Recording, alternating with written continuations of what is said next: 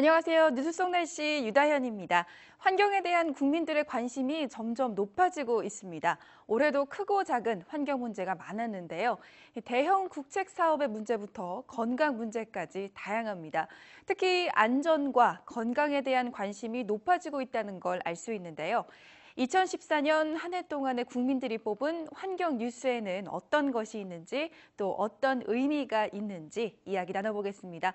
환경운동연합 박창재 처장 나와 계십니다. 처장님 안녕하세요. 네, 안녕하세요. 네, 먼저 올해 국민들이 뽑은 10대 환경 뉴스 어떤 것들이 있나요? 최근까지도 이제 큰 이슈가 되고 있는 4대강 사업 문제를 제일 크게 네. 중요하다고 꼽고 있고요. 그 다음에 상당히 11월 말까지 특히 여름철 비와 여름에 이제 바람이 많이 불어서 그 피해가 사실 이제 저감되는데도 불구하고 계속 11월 말까지 지속됐던 그 초미세먼지 네. 대기오염 사고, 그 다음에 여전히 그 우리나라가 이제 유일하게 그 육상 폐기물을 그 해양에 투기하는 나라인데요. 이런 해양 투기 문제, 산업폐수의 해양 투기 문제, 그 외에도 이제 원전 관련한 사고나 이슈가 상당히 많았죠. 그래서 네. 뭐 송전탑 문제를 비롯해서 그 고리 1호기나 월성 1호기와 같은 이제 수명 연장을 이제 반대하는 이런 여론이 많이 일고 있었고, 특히나 월성 1호기 인근 주민들의 갑상선암 네. 소송이 이어지고 실제로 이제 승소 판결이 나면서 그 관련성이 입증이 되는, 그 외에도 뭐 성면 문제라든지 가습기 살균제 문제 등등 상당히 많이 있는데요.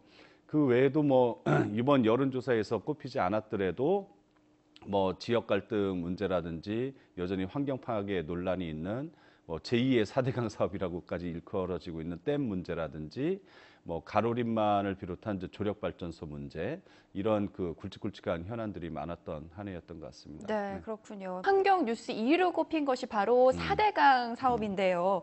또 며칠 전에는 정부의 4대강 조사평가위원회에서 환경 조사 결과도 발표를 했죠. 이 사업이 시작된 2010년부터 지금까지 5년 동안 계속해서 이렇게 주요 쟁점 이슈로 부각이 되고 있는데요. 어떻게 보시나요? 4대강 사업을 이제 추진하게 된, 그리고 이것을 정책 결정을 하게 된, 그리고 어마어마한 예산이 들어가는 대형 국책 사업이고, 상당히 건군 이래 뭐 상당히 제일 큰 사업이라고 할 정도로 네. 그 영향이 또 상당히 크다고 보여졌기 때문에 이 결정이라든지 또 사업의 그 목적을 충분히 달성했는지, 그리고 그 후유증이 뭐 녹조라떼를 비롯해서 뭐 지난해 큰빛 이끼벌레 등등의 이런 수질과 수생태계에 상당히 큰 악영향을 가져온 게 사실이고, 네. 그것이 드러난 만큼 그러면 향후에 이 수질 개선이나 이 위험한 그 요소들을 어떻게 하면 제거할 수 있을까, 해결할 수 있을까에 대한 대책과 대안, 이런 것이 계속 끊임없이 논의가 되고 있는데, 사실 뾰족하게 해법이나 대책이 특히 정부 차원에서 마련하고 있지 못하고, 또 환경단체나 많은 전문가들은 계속 수문을 개방하라든지 아니면 현재의 문제들을 빨리 해결하기 위한 어떤 정치적인 어떤 사회적인 판단, 결정을 계속 촉구하고, 그리고 이 사업의 실패로 인한 어떤 책임자 처벌을 계속 요구하고 있고, 특히나 지난달인가요? 여야 간의 국정조사에서 4대강 사업을 다루기로 했었는데 이것의 합의가 불발로 끝났죠. 그래서 4대강 사업에 대한 국정조사를 다시 촉구하는 이런 여론들이 계속 일고 있습니다. 네, 그렇군요. 지금 4대강 사업에 이어서 원자력 발전소도 가장 큰 쟁점으로 떠오르고 있는데, 원전 인근 주민들의 갑상선 암이라든지 또 삼척 원전 주민 투표 반대가 그렇잖아요. 그런데 또 얼마 전에는 탄수원의 해킹과 또 이런 원건 문건 사건까지 유출 사고까지 있었는데 앞으로도 이런 게 계속 일어날 건지 어떻게 보시나요? 원자력 발전소, 핵발전소 이슈는 계속 끊임없이 계속 될 것 같습니다. 특히나 이제 올 연말 넘어가면서 내년까지 이제 또 전력수급 7차 전력수급 계획을 이제 또 수립해야 되는 상황에서 얼마만큼 원전 비중을 높일 거냐 줄일 거냐, 네.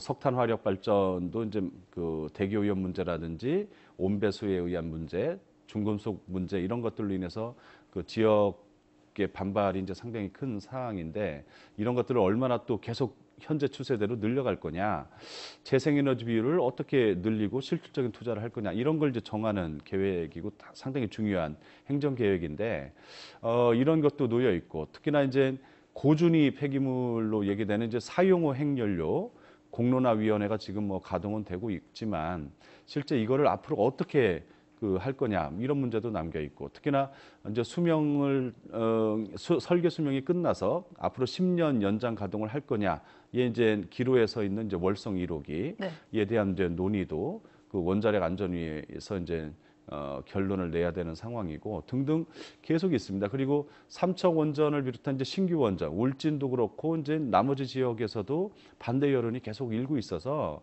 지역 주민들이 이렇게 주민 투표를 통해서도 반대를 월등하게 많이 하고 있는데 정부에서는 이런 지역 의견을 무시하고 추진할 수는 없는 상황이 네. 됐다는 거죠. 그렇기 때문에 이런 어떤 사회적 합의, 이 프로세스가 제대로 작동되고 중재 노력이 우리 사회에 좀 필요하다, 이런 생각이 들고요. 올해 이제 원전 이슈들이 이렇게 많았던 이유가 이제 후쿠시마 이후에도 우리나라의 원전 관련한 크고 작은 사고들이 많이 일어났어요. 그리고 최근에 문건 유출 사고라든지 실제로도 이 안보 측면에서 원전을 얘기하지만 실제로 이런 전쟁까지는 아니지만 이란에서도 사고가 있었듯이 이 해킹을 통해서 인터넷 온라인을 통해서 사고가 발생할 수도 있는 위험천만한 이게 시설이고 장치구나라고 하는, 발전소구나라고 하는 인식까지도 우리 국민들이 하게 됨으로 인해서 이게 위험한 시설이구나, 이렇게 좀 노출돼 있는 상황이죠. 네, 건강과 안전 문제가 관련된 것들이 이슈가 되고 있는 만큼 우리 국민들도 이렇게 환경에 참 관심이 많은 것 같습니다. 또 요즘 들어서 우리 생활 속에서 초미세먼지 중요한 이슈죠. 그리고 뭐 성면 문제 같이 이런 안전 문제가 끊이질 않고 있죠. 그렇습니다. 가장 민감하게 또 체감하기로 많은 국민들이 느낀 것은 이제 초미세먼지, PM2.5라고 하는 정말 네. 눈에 보이지도 않는 이 초미세먼지 발생 원인, 분포가 어떻게 되느냐, 이것부터 이제 논란이 있었는데 이제 대부분 중국의 스모그, 중국발이다 뭐 이렇게 얘기했는데 실제로 최대한 높게 잡아봤자 35%에서 45% 정도다. 그러면 국내에서 발생하는 원인이 훨씬 큰 거 아니냐. 자동차 매연을 비롯해서요. 뭐 직화구이 점들도 많이 생겼고.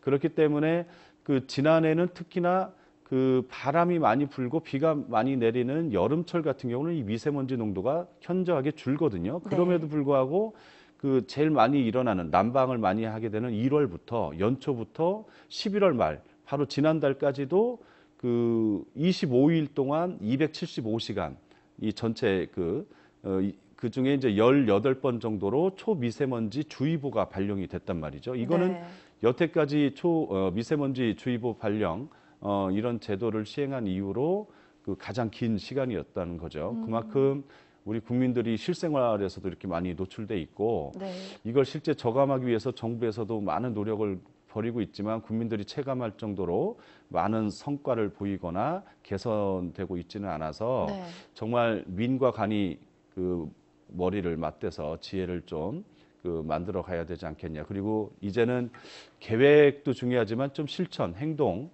할 때가 아니냐, 이런 이제 목소리가 높은 상황이죠. 네, 잘 알겠습니다. 오늘 말씀 고맙습니다, 처장님. 네, 고맙습니다.